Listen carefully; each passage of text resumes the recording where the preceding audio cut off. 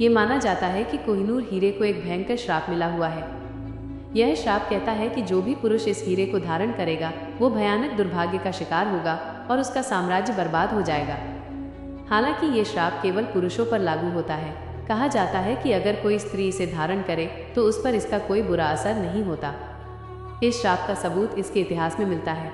सबसे पहले जब ये काकतीय वंश के पास था तो उनके राज्य पर लगातार हमले हुए और अंत में उनका पतन हो गया।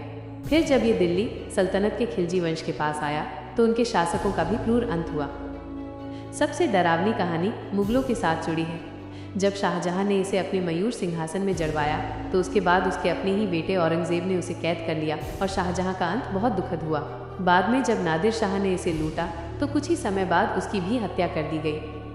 पंजाब के महाराजा रणजीत सिंह ने भी इस हीरे को अपनी पगड़ी में पहना था और उसके बाद उनके राज्य में भी उथल पुथल मच गई। उनकी मृत्यु के बाद उनके बेटे और उत्तराधिकारी को भी क्रूरता से मार दिया गया और राज्य अंग्रेजों के हाथों में चला गया।